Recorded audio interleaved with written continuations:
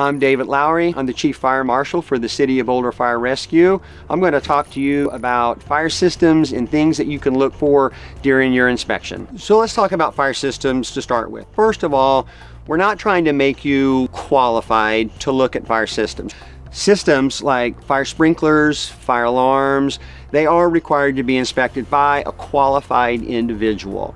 What we want to talk about today are simple inspection items that you can pick up on and possibly note during your inspections. So on the exterior of the building, on buildings that have a fire sprinkler system, most often you're going to see something referred to as the fire department connection, or the FDC.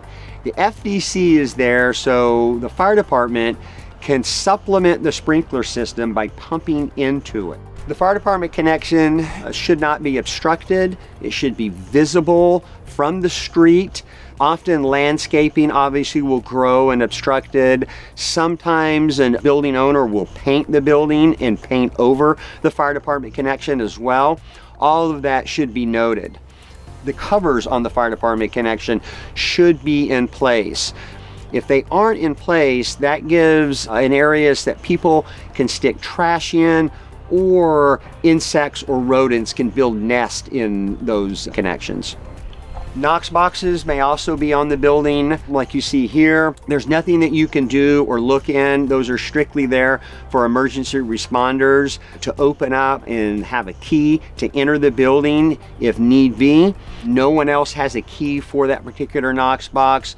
So the main thing on a Knox box, if it is present, is that it is also visible. It hasn't been painted over. There's nothing covering it. So other items that you may see on the exterior of the building, things like fire hydrants, if they're on the property, they need to have a minimum of a 3-foot clearance and be visible as well for emergency responders. So that covers the items on the exterior of the building. Let's head inside and look at some of the fire systems inside the building now.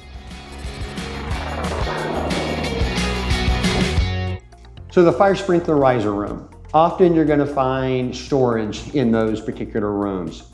There can be storage in the fire sprinkler riser room, but it just needs to be space to have accessibility to the control valve. In this particular riser, I have 2 control valves. I have a top control valve and a bottom control valve.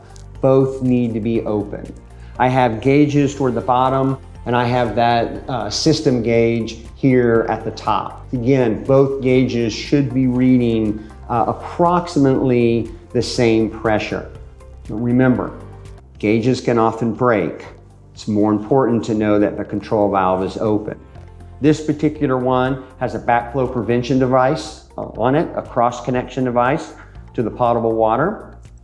You also have tamper switches on these control valves. There's nothing to look at on those. It's just, is the valve in the open position? Different risers are going to have different pieces and parts to it, right? A lot of different, what we refer to as trim. These are required to be inspected by someone who is qualified in fire sprinkler systems. Often you'll see a tag indicating that the system has been inspected. So we're not really looking at that. We're looking and make sure that the control valve is in the open position. You may also see something like a flow switch, as you see on that red box. Nothing to really inspect except to make sure that it's not leaking or dripping. There shouldn't be any water on the floor around the fire sprinkler riser. This other items here are basically items that are just part of the system. You're always going to have a drain associated with a fire sprinkler system.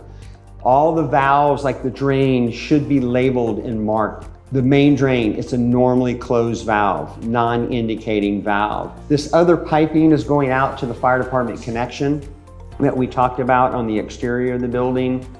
You also, on this particular one, you have a bypass for maintenance purposes of that fire department connection. Nothing to really note or worry about on a building inspection.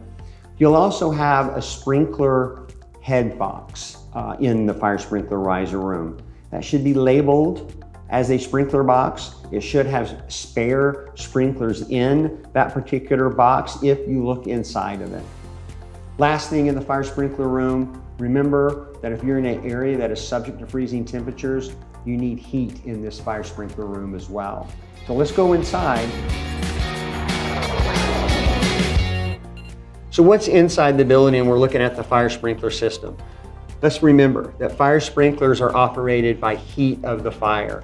They're individually activated, so only the sprinkler closest to the fire should activate. That fire sprinkler riser supplies water to each individual sprinkler through a network of piping.